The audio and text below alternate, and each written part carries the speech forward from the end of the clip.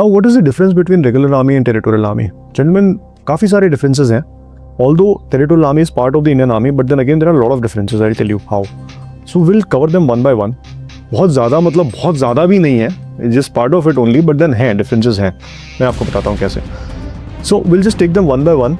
तो पे perks and pension. तो पे में कोई फ़र्क नहीं है. Pay is at par with the regular army अपने अपने रैंक के हिसाब से. पर्क्स में भी कोई डिफरेंस नहीं है. Perks are at par with the regular army. Pension, yes, pension में थोड़ा सा फ़र्क है, बहुत ही माइन्यूट सा फ़र्क है. पेंशन थोड़ी सी कम है टेरिटोरियल आर्मी की, थोड़ी सी, मतलब it's just minute difference, don't worry. Otherwise it's as per the pay scale, don't worry.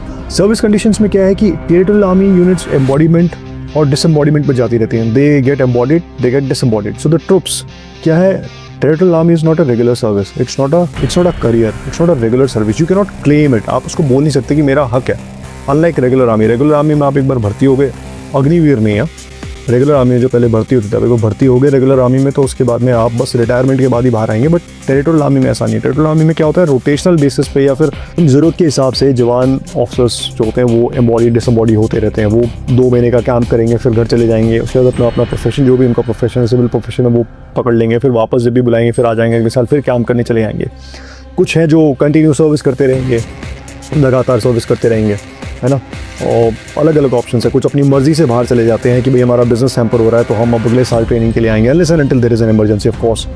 तो ये डिफरेंस है सर्विस कंडीशंस में. अदरवाइज पोस्टिंग्स में कोई डिफरेंस नहीं है. और बाकी ऑपरेशनल, एज आई सेड कि TA units are not very much operationally involved. वो अपनी स्टैटिक ड्यूटीज़ में लगी रहती हैं और जब मौका मिलता है obviously they take part in the operations, but not as the first party to react. और सीनियरिटी ऑब्वियसली जो रेगुलर आर्मी ऑफिसर है एंड टेरिटोरियल आर्मी ऑफिसर है इन द सेम रैंक, तो रेगुलर आर्मी ऑफिसर जो होता है वो senior होता है. Like a captain of a regular army will be senior to a captain of a territorial army. However, a major of a territorial army will be senior to the captain of a regular army.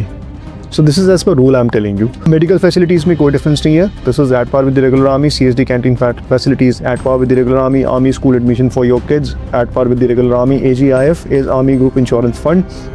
TA का होता है TAGIF, that is Territorial Army Group Insurance Fund. इसमें difference है, इसमें थोड़ा सा difference है. TA का भी थोड़ा सा कम है, तो धीरे धीरे आई थिंक हो जाएगा, धीरे धीरे वो भी एट पार हो जाएगा. प्रोविडेंट फंड, येस, जो DSOP होता है वो रेगुलर आर्मी में होता है, प्रोविडेंट फंड कटता है. टेरिटोरियल आर्मी में ये फंड नहीं कटता है क्योंकि इनकी जो टेरिटोरियल आर्मी की जो इनकी एम्प्लॉयमेंट होती है टेरिटोरियल आर्मी की, वो रेगुलर नहीं होती.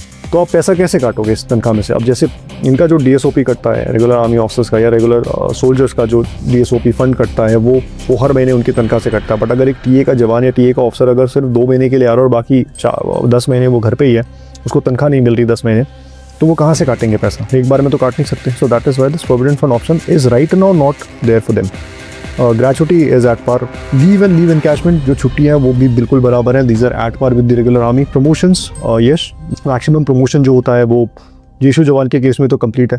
पूरा प्रमोशन होता है, ऑनरी कैप्टन तक जा सकते हैं, सूबेदार मेजर ऑनरी कैप्टन तक जा सकते हैं. बट जो ऑफिसर्स होते हैं वो अभी सिर्फ ब्रिगेडियर के रैंक तक ही प्रमोशन ले सकते हैं. पोस्टिंग्स कहीं भी हो सकती हैं आपकी ऑल ओवर इंडिया में, Andaman Nicobar, north east, JNK, Leh, anywhere, जहाँ पे भी फौज आपको भेजेगी आपको जाना पड़ेगा. Foreign assignments, yes, as of now only the gallantry award winners are authorise to go on foreign assignments. बस ऐसा नहीं है कि ऐसा कोई रूल नहीं है कि आप जा नहीं सकते हो. जहाँ आपको सरकार भेजेगी आपको जाना पड़ेगा, जहाँ आपको फौज भेजेगी आपको जाना पड़ेगा. तो ऐसी कोई बंदिश नहीं है एज ऑफ नाउ. बट हाँ, अभी तक कोई टेरिटोरियल आर्मी यूनिट बाहर फॉरेन मिशन पे तो नहीं गई है, अदर देन वो श्रीलंका वाला जो ऑपरेशन हुआ था, ऑपरेशन पवन, उसमें एक यूनिट को एयरलिफ्ट करके भेजा गया था ज़रूर. Government accommodation, yes, this is at par with the regular army. जहाँ उनको कैंप में घर मिलेगा आपको भी मिलेगा. राशन भी बराबर है, बिल्कुल कोई फ़र्क नहीं है. Regimentation, yes, this is one place where officers के लिए क्या है, रेजिमेंटेशन पूरा ऑफिसर्स के लिए नहीं है टेरिटोरियल आर्मी में. अब क्या होगा कि आप basically let's say if you get commission into Sikh regiment, आप सिख रेजिमेंट में कमीशन होते हैं, तो 3 साल बाद आपकी पोस्टिंग आ जाएगी तो आप चले जाएंगे सिखलाई रेजिमेंट में, या फिर वहाँ से चले जाएंगे जाट रेजिमेंट में, वहाँ से चले जाएंगे कुमाऊं रेजिमेंट में.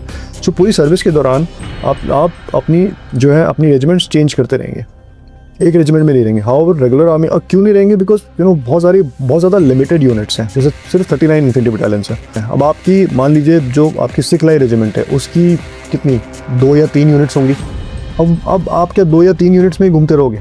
तो ऐसा तो होगा नहीं ना, बिकॉज आपकी और जगह तो पोस्टिंग होनी नहीं है. तो पूरा टेन्योर वहीं काट दोगे तो नहीं कर सकते. आप पूरा टाइम आप फील्ड में भी रह सकते हैं, आपको पीस लोकेशन में भी आना है ना, वरना आप whatever. So इसलिए अभी तक रेजिमेंटेशन नहीं है, बट आई थिंक इस पे काम शायद चल रहा होगा एंड बहुत जल्दी शायद ये भी इंप्रूव हो जाएगा. रेगुलर आर्मी में क्या है, आप एक बार कमीशन हो गए जिस रेजिमेंट में, आप हमेशा उस रेजिमेंट का हिस्सा रहते हो अनलेस एंड अनटिल आपने अपनी कोर ही चेंज कर लिया. आप पैरा में चले गए हो, आप आए तो भाई जाट रेजिमेंट में थे, लेकिन आप पैरा में चले गए या आप इंट कोर में चले गए, आपने अपनी कोर चेंज कर ली है, वो अलग चीज़ है. अदरवाइज आप you remain part of A regiment through out. Otherwise also remain affiliated to your regiment throughout your service. बाकी जितनी facilities होती हैं, ये club membership and all that, this is at par with the regular army.